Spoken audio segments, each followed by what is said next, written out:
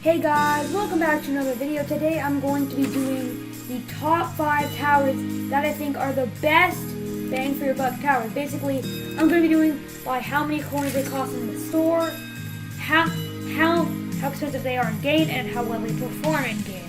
Because it's pretty obvious that a tower like Freezer or Hunter is not going to be as OP as Minigunner or Ranger. It's just not fair. So first, some honorable mentions.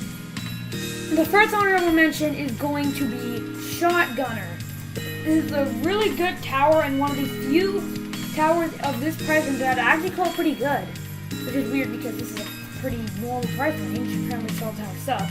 Another honorable mention is going to be DJ Roof. It's really good and it should probably be a little more expensive.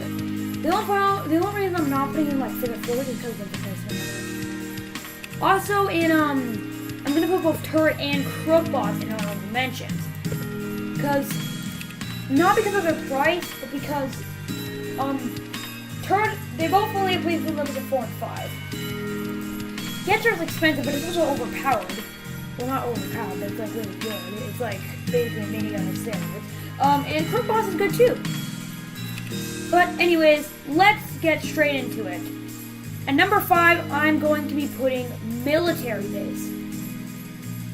Now, if you don't know, you need 3, if you want to win Molten with 3 people, which has no base and farm, it is possible. In fact, it's pretty easy.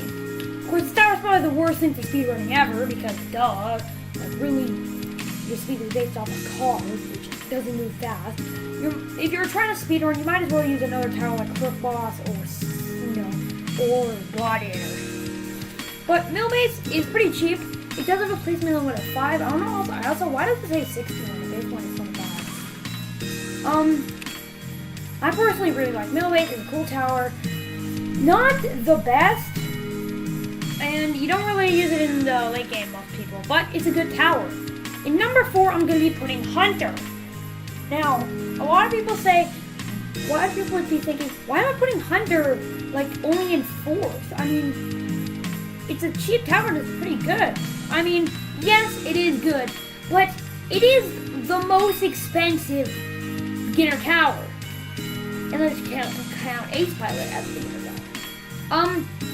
And honestly, it doesn't do that much better than the other starter towers. It does a little better than Sniper. It does quite a bit better than Sniper. However, it does around the same as Scout, but obviously other than like Scout, and that's basically really a good tower. Scout, we're gonna be talking about Scout later. But overall, a good tower that it could easily get a rank up if there's with just like 1 or 2 more buffs. Anyways, in number 3, I'm putting Farm. Farm is a really good tower. And it can give you a lot of money, and it's basically essential to later game people like me when you have towers like Accelerator and Ranger. Which is weird, because this tower is not even that expensive. Especially compared to the other towers like Price, Pyromancer, Militant, I'm looking for another. And yeah, Rocketeer is a little more expensive. And Rocketeer, this tower, it's literally like you use it just as much as Ranger for a person who's really late in the game, like me. And you just make tower. But the only reason I'm placing it down in 3rd is because it can't attack. It doesn't give support. It doesn't attack. Really, it just gives you money. But overall, a good tower. What are we at? 5, 4, yeah, this is 3. On number 2, I'm putting Commander. Now, you might be thinking, we're really event towers. Well, again, they're event towers, so I can't really put them on the list, because, I got these with Robux, and all the events look pretty hot, and I actually wasn't even there for 2 of the events. And I've heard, Frost Invasion was easy, I guess, but Sledger, I think these could be slight honorable mentions. Oh, and I forgot to put Ace Pilot honorable mentions, so sorry about that. Anyways, number 2 is Commander. Commander is surprisingly cheaper than DJ. However, every later game strategy needs this tower. This is probably the most essential tower if you're at my level, have like almost like 2 golden skins and have every tower. Again, probably most people don't have any tower. I just did it. I got all these towers when I didn't know how the game worked. So that's my bad. I should not have gone tower. That was my good. Anyways, Commander is literally the most overpowered thing and one of the most overpowered things in the game. The only thing holding it back is that it is pretty costly in the shop. Not the most costly, but it is decently costly. I think it's the 4th, not including Accelerator. It would be 5th, including Accelerator. But the reason I'm putting it number 2 is because what I think is the number 1 best tower for the buck, and that is Scout. You might be thinking, what? Scout? Why? But yeah. I have my reasons. For one, this tower is literally free. Like, no grinding required. And a tower that's free shouldn't be overpowered. Or shouldn't even be that good, especially in mid to late game. But it is. Of course, I'm talking about new Scout, not old Scout. Old Scout would not even have gone on his list, not even an honorable mention. However, yeah. However, now that it got its buff, it is really good.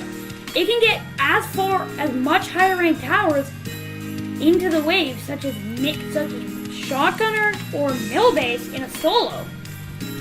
And these towers are way harder to get, 2,500 each.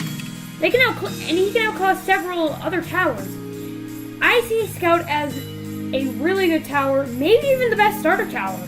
It's basically tied of Hunter. However, Hunter does take a little grinding. Not a lot, but a little. Also, Scout is the cheapest tower of all the tower defense similar towers, not only in coins, but also in money in general. And yeah, I know what you're saying, but Sniper is also free, even though it for some reason says 100 coins. Yeah, but Sniper is way worse, so. And the only thing that can really take out a Scout spam, usually for me, is Wave 31. And remember, there's like 5 slow bosses, and you can usually kill 2 to 3. Of course, this tower can't be too overpowered, and like, it has to have its limits. I mean, it's literally the first tower you get. Well, type of Sniper. So it makes sense that it can't get past like the early 30s. Like that makes sense. It actually doesn't. It should not even make it to around 30. Why can this thing without support, like just this tower alone, no farm, no support, can take out a speed base? That is what you call overpowered when one of the hardest bosses in mode gameplay can be beaten by this tower. This tower would probably be a pretty good candidate for one of the higher ranks in the tower's list. Definitely not the highest because duh, but it's a good tower. Early game, mid game, and even into late game, with some support, it can do well. Anyways, that's all I have to say. If you enjoyed, please like and subscribe. And yeah.